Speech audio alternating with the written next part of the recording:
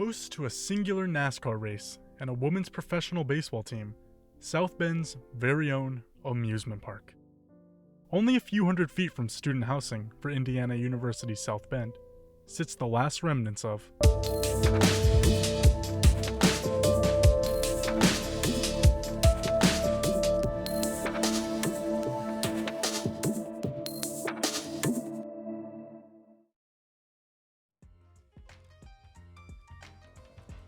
In the 1880s, the Northern Indiana Railway gained control of the Playland Park grounds.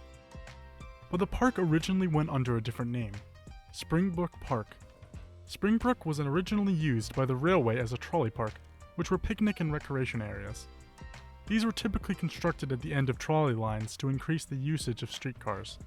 And Springbrook Park was no exception.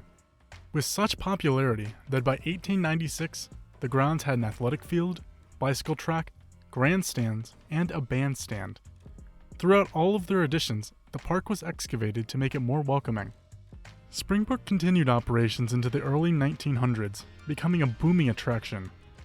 By May 30th, 1909, the annual opening would draw around 7,000 people.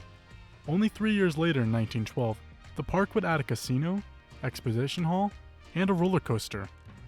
A racetrack and another roller coaster would be constructed by 1916.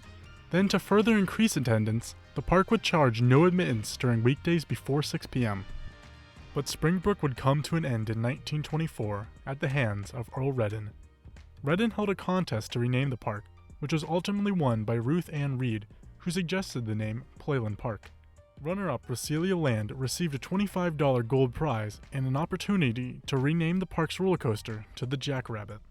Including the Jackrabbit, the park had a total of 4 coasters, 3 wooden, the Figure 8, the Jackrabbit, and the Little Dipper, in addition to a singular steel roller coaster named the Royal Dipper. Besides coasters, the park was also known for its baseball field, where minor league teams played. The field was also home to South Bend's women's professional baseball team, the Blue Sox. But if baseball wasn't your style, Playland Park's grandstands watched over the annual 4-H fairs, fireworks, and horse races. Though soon horseshoes would be replaced by rubber, as on July 20th, 1952, the Playland Park Speedway held its first and only NASCAR race. The race would be won by one Tim Flock with runner-up Lee Patty. When not watching the races, around 2,000 to 3,000 people would converge in the park's dance hall.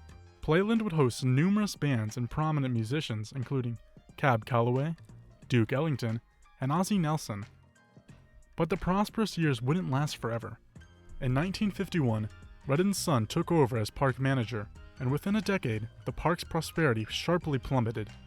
Only 10 years later, after the 1961 season, the park doors were closed. With Playland Park closed, the property was redeveloped into a lighted par 3 golf course, which would operate until 2001. As of today, student housing for Indiana University's South Bend sits on the former Playland Park land. While the park has been reduced to old photos and memories, the old Playland Park grandstands remain standing to this day, holding the memories of the thousands who stood where we stand today. Thank you for watching, and good night.